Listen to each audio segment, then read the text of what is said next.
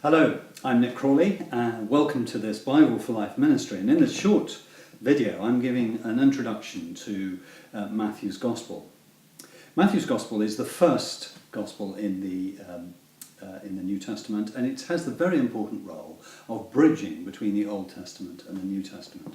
Matthew is a Jew and he's writing to Jews about a Jew, and the whole Gospel is very Jewish in tone. He goes to tremendous lengths to draw out the way that Jesus' ministry is the fulfillment of things that were prophesied in the past by people like Isaiah and Daniel. But perhaps the most important thing is that Matthew presents Jesus as the new Moses, and the first 5 books of the Old Testament are called the books of Moses. And there are 5 main teaching sessions in Matthew's Gospel where Jesus teaches. And these form the sort of the structure and the backbone of the entire Gospel.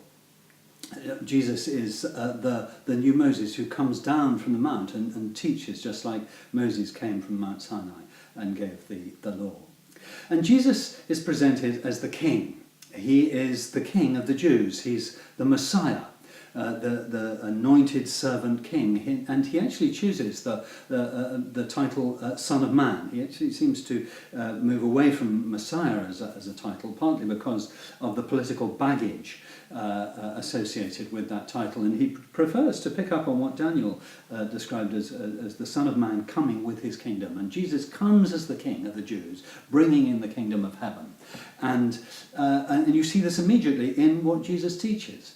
Jesus, first of all, John the Baptist proclaims, the kingdom of heaven is near. And then Jesus also teaches, he says, repent, for the kingdom of heaven is near. And when the disciples are sent out in mission, they're told, Jesus says very, very clearly, as you go, proclaim, the kingdom of heaven is near. And actually, in contrast to this, you have the Pharisees, of whom Jesus is extremely critical. And at the end of the Gospel, in chapter 23, the leading charge against the Pharisees is this, that you shut the door of the kingdom of heaven in men's faces. You're not entering yourselves, and you won't let anybody else enter. The kingdom of heaven is the main message that Jesus brings. And of course, all the parables. There are many parables Jesus told, and almost every one of them is about the life of the kingdom of heaven and how it operates and what it is. And the parable is a description. It's an earthly description of an illustration which describes a heavenly truth, a truth about the kingdom of heaven. Now, the response that Matthew describes that Jesus is calling for is a response of discipleship.